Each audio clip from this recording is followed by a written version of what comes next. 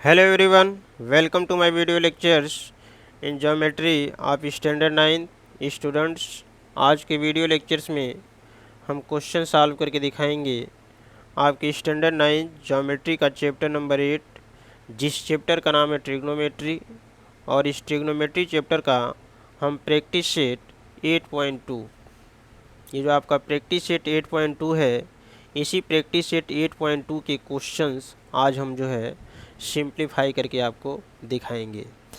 तो practice set 8.2 में पहले हम कुछ इम्पॉर्टेंट फार्मूला बताएंगे, जिस फार्मूले का यूज जो है प्रैक्टिस सेट 8.2 के क्वेश्चन को सिंप्लीफाई करते समय किया जाता है।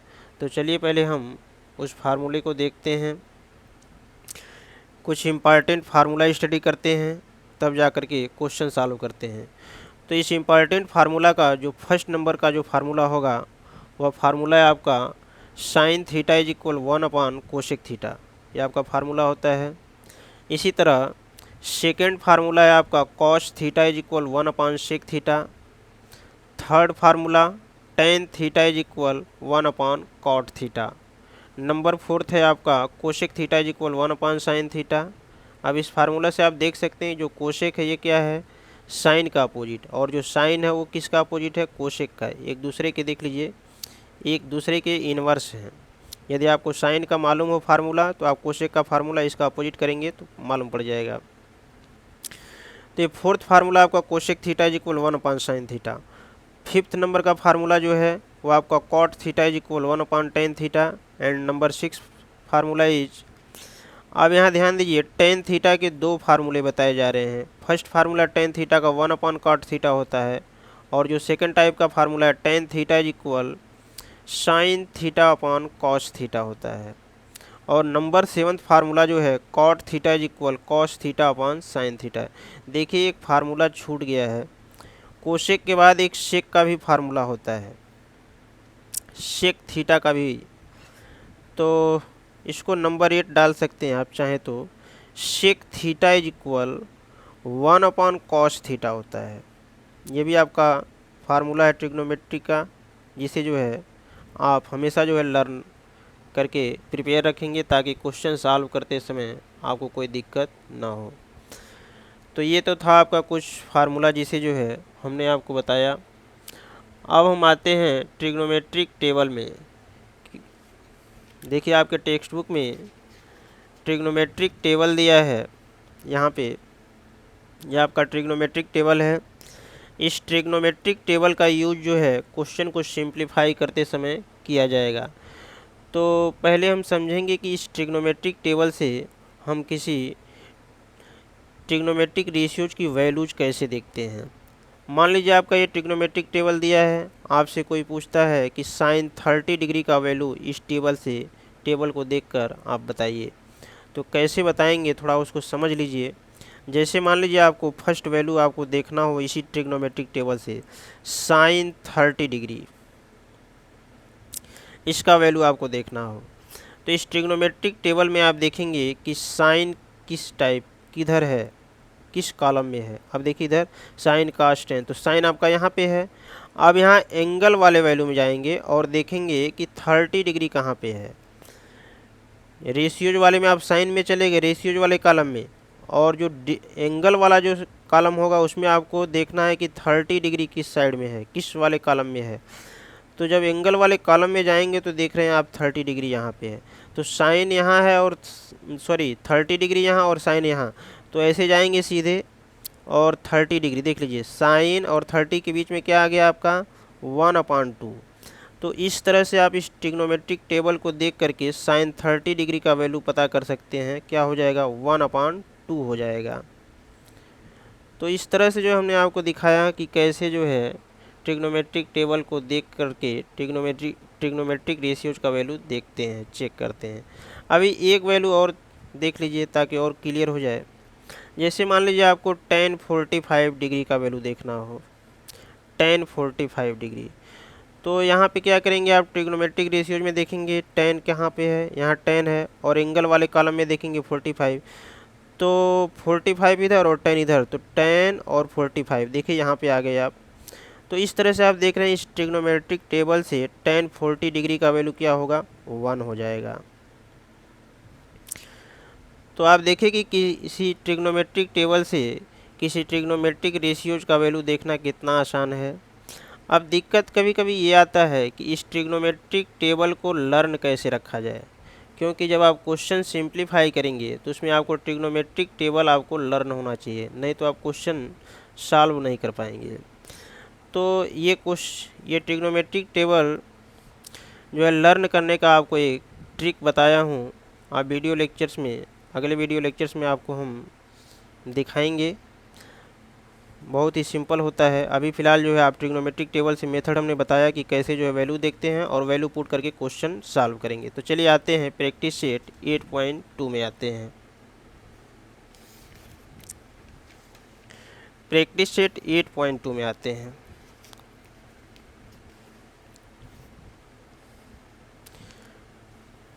ये देखिए आपका प्रैक्टिस सेट 8.2 का क्वेश्चन नंबर 1 यहाँ से आपका स्टार्ट हो रहा है। क्वेश्चन 1 में दिया आपका in the following table a ratio is given in each column, then find the remaining 2 ratios in the column and complete the table. तो यहाँ टेबल वैल्यू दिया है, देख लीजिए। तो इस टेबल के फर्स्ट कॉलम में आपका sine theta, cos theta, tan theta दिया है, और ये फर्स्ट कॉलम में आपको कॉस थीटा का वैल्यू दे रहा है यहाँ पे 35/37। तो इसमें आपको वैल्यू फाइंड करना है। देखिए यहाँ पे कोई वैल्यू नहीं दिया है, तो इसका मतलब आपको साइन थीटा की वैल्यू फाइंड करना है। यहाँ टेन के आगे देखिए यहाँ भी कोई वैल्यू नहीं दिया, तो इसका मतलब आपको टेन थीटा की वैल्यू फाइंड करना है। तो कहने का मतलब है कि आपको कॉस थीटा का वैल्यू दिया है और आपको वैल्यू फाइंड करना है sine theta and tan theta का। तो चलिए इस क्वेश्चन के सलूशन को देखते हैं। तो इस क्वेश्चन 1 के फर्स्ट पार्ट में जो वैल्यू दिया पहले लिखेंगे since cos theta is equal, cos theta का वैल्यू दे रहा है आपका 35/37, ये आपका वैल्यू दिया है। तो ध्यान दीजिए, इसे सिंप्लीफाई करने के लिए आप पहले एक right angle triangle ABC draw कर लेंगे, और इस राइट एंगल ट्रायंगल ABC में आप एक्यूट एंगल C को थीटा कंसीडर कर लेंगे। इसे मान लेंगे आप एंगल C का वैल्यू थीटा, और एंगल भी आपका 90 डिग्री है। तो इसके सामने वाला जो साइड होगा ये क्या हो जाएगा, साइड AC आपका हाइपोटेनस होगा, और थीटा के सामने वाला जो साइड आपका AB है ये क्या हो जाएगा, अपोजिट साइड, और जो थर्ड साइड आपका बच रहा है साइड BC, ये आपका एडजेसेंट साइड हो जाएगा। तो फिलहाल क्वेश्चन में आपका दिया कॉस थीटा इज इक्वल 35/37, तो यहाँ आप ट्रिग्नोमेट्रिक रेशियोज का फार्मूला अप्लाई कर देंगे। ट्रिग्नोमेट्रिक रेशियोज के फार्मूला में आपको बताया गया है कि कॉस थीटा का formula adjacent side upon hypotenuse होता है। तो कॉस थीटा के प्लेस पे आप फार्मूला लिख देंगे, और राइट हैंड साइड में जो वैल्यू दिया है एज इट इज आप लिखेंगे 35/37। अब इस फिगर डायग्राम में एंगल थीटा के लिए एडजेसेंट साइड देख लीजिए। एडजेसेंट साइड आपका BC है, तो एडजेसेंट साइड के प्लेस पे आप BC पुट कर देंगे, और हाइपोटेनस आपका AC है, तो हाइपोटेनस के प्लेस पे AC पुट करेंगे। Right value as it is आप लिखेंगे 35/37। अब यहाँ कंसीडर कर लेंगे लेट, आप देख रहे हैं BC के जो सामने वाला नंबर वैल्यूज है आपका 35 है, तो लेट यहाँ कंसीडर करेंगे BC इज इक्वल 35 की, ये आपका यहाँ अल्फ़ाबेट कंसीडर कर लेंगे, यहाँ कोई भी अल्फ़ाबेट आप ले सकते हैं। तो यहाँ हम कंसीडर कर लेते हैं लेट BC इज इक्वल 35 के। इसी तरह आप कंसीडर कर लेंगे AC इज इक्वल, AC के सामने वाला नंबर 37, तो इसे कंसीडर करेंगे 37 के। अब यहाँ से आप इस राइट एंगल ट्रायंगल ABC में यहाँ लिखेंगे therefore in right angle triangle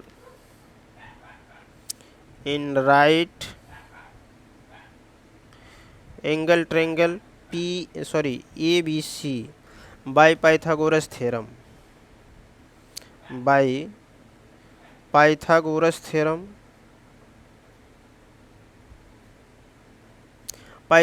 theorem जब अप्लाई करेंगे इस राइट एंगल ट्रायंगल में, तो आपको प्राप्त होगा AC² is equal AB² plus BC²।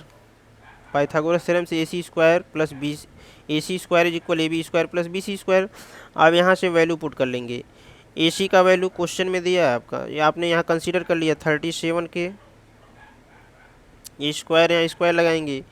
AB का वैल्यू आपको मालूम नहीं है तो यहाँ AB एज इट इज लिख के और ये स्क्वायर लगा देंगे, AB² प्लस BC का वैल्यू आपने यहाँ कंसीडर किया 35 के, तो इसे आप लिखेंगे 35 के और ये स्क्वायर यहाँ स्क्वायर लगा देंगे। अब यहाँ से ये स्क्वायर 37 पे आएगा, तो 37 का स्क्वायर का मतलब है आप 37 का 37 से मल्टीप्लाई करेंगे, अर्थात 37 इंटू 37 इंटू ये स्क्वायर के पे आएगा तो क्या मिलेगा के²। इसी तरह राइट साइड में आपका मिलेगा AB² प्लस, इसी तरह ये स्क्वायर 35 पे आएगा तो 35 इंटू 35 इंटू ये स्क्वायर के पे आएगा तो के² बनेगा। अब यहाँ से आपको 37 को 37 से मल्टीप्लाई कर लेना है, तो आप देखेंगे कि 37 का 37 से मल्टीप्लाई करने पे कौन सा वैल्यू जो है आपको प्राप्त हो रहा है। 37 मल्टीप्लाई करेंगे 37 से तो आप चेक कर सकते हैं क्या मिल रहा है, देख लीजिए मल्टीप्लाई करके 37 मल्टीप्लाई बाई 37,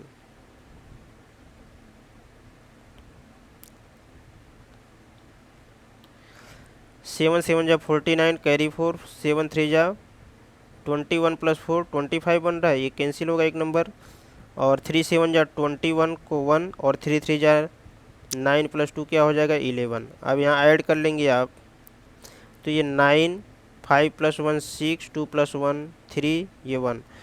तो 37 को जब 37 से आप मल्टीप्लाई कर रहे हैं तो मल्टीप्लिकेशन वैल्यू कितना प्राप्त हो गया आपको 1369 और के² एज इट इज आप लिख देंगे। इसी तरह राइट साइड AB² प्लस, अब इसी तरह आपको मल्टीप्लाई कर लेना है 35 का 35 से, तो 5 5 या 25 कैरी 2 और 5 3 या 15 प्लस 2 क्या हो जाएगा 17 और 3 5 या 15 और 3 3 या 9 प्लस 1 क्या हो जाएगा 10, ये 5 7 प्लस 5 12 1 प्लस 1 2 ये हो जाएगा 1। तो मल्टीप्लाई करने पे 35 का 35 से मल्टीप्लिकेशन वैल्यू 1225 और के² एज इट इज आप लिखेंगे। अब इसी को आप सॉल्व करेंगे तो यहाँ से आप क्या करेंगे राइट हैंड साइड वैल्यू को लेफ्ट हैंड साइड कर देंगे और left hand side value right hand side कर देंगे, तो मिलेगा AB² प्लस 1225 के² इज इक्वल 1369 के², या यहाँ से मिल जाएगा AB² इज इक्वल 3069 के², ये लेफ्ट से राइट ट्रांसफ़र करेंगे माइनस 1225 के²। अब आप माइनस कर लेंगे 9 माइनस 5 4, 6 माइनस 2 आपका 4, 3 माइनस 2 1, 1 माइनस 1 0, तो इसे लिखेंगे नहीं, तो 144 के² आ गया। तो ये वैल्यू आपका AB² का वैल्यू हो गया।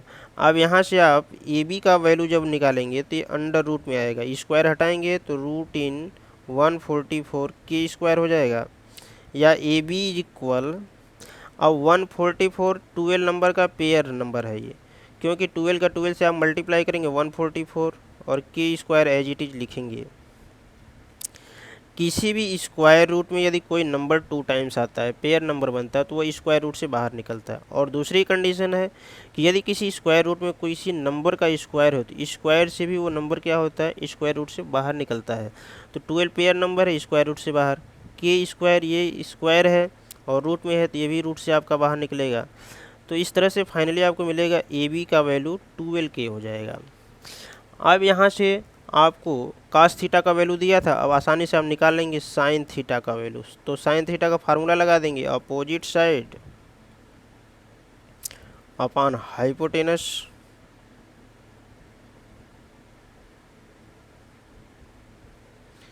तो फिगर डायग्राम में अपोजिट साइड आपका AB दिया है और हाइपोटेनस आपका AC है। तो AB का वैल्यू आपने फाइंड किया कितना 12K और AC का वैल्यू आपने कंसीडर किया था 37K, इस के से के कैंसिल होगा, फाइनली आपको मिलेगा 12/37।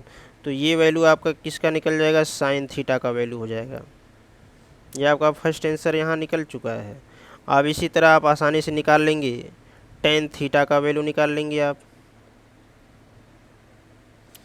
टेन थीटा का वैल्यू फार्मूला अप्लाई करके आप निकाल सकते हैं। अपोजिट साइड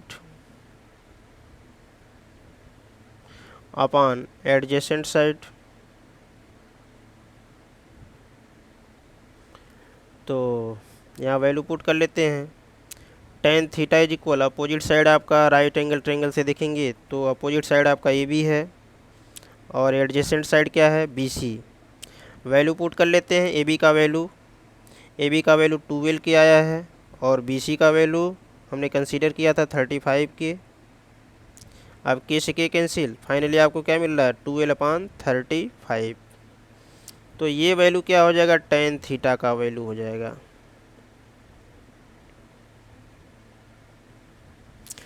तो इस तरह से जो है आपको कास थीटा का वैल्यू दिया था और आपने फाइंड कर लिया sine theta and tan theta का वैल्यू, जो कि थोड़ा ये लंबा है लेकिन आप समझेंगे तो ये आसान है, कोई दिक्कत नहीं होगा आपको। तो ध्यान दीजिएगा, आपके क्वेश्चन नंबर 1 में आपका ये फर्स्ट कॉलम हमने आपको सिंप्लीफाई करके दिखाया। ऐसे जो है आगे भी और भी दिए गए हैं। तो आगे के क्वेश्चंस आप क्वेश्चन नंबर 1 देख चुके हैं कि कैसे सॉल्व किया गया है, सारा मेथड आपको जानकारी हो चुका है। तो आगे के टेबल में जैसे जैसे वैल्यू दिया, जिसका वैल्यू दिया है उसके माध्यम से जो दो वैल्यू नहीं दिया है उसे आप होमवर्क के रूप में आप आसानी से सॉल्व कर सकते हैं। सेकेंड पार्ट में आपका साइन थीटा 11/61 है, तो आपको फाइंड करना है cos theta and tan theta. तो जैसे फर्स्ट पार्ट को सिंप्लीफाई किया गया है, आप चाहेंगे तो ऐसे ही सेकेंड पार्ट को सॉल्व कर सकते हैं। ऐसे आगे भी आप होमवर्क के रूप में क्वेश्चन सॉल्व कर सकते हैं। आगे के वीडियो लेक्चर्स में हम क्वेश्चन सॉल्व करके दिखाएंगे आपको इसी प्रैक्टिस सेट 8.2 का क्वेश्चन नंबर 2, जो कि यहाँ से जो क्वेश्चन आपका स्टार्ट हो रहा है, ये एग्ज़ाम के लिए बहुत ही इंपॉर्टेंट क्वेश्चन होता है। इसी क्वेश्चन को सॉल्व करने में आपका ट्रिग्नोमेट्रिक टेबल का यूज किया जाता है। तो इसे जो है हम आगे के वीडियो लेक्चर्स में सॉल्व करके आपको बताते हैं। वीडियो यदि पसंद आए तो वीडियो को लाइक कीजिए एंड चैनल को प्लीज़ सब्सक्राइब कीजिए। Thank you, thanks for watching.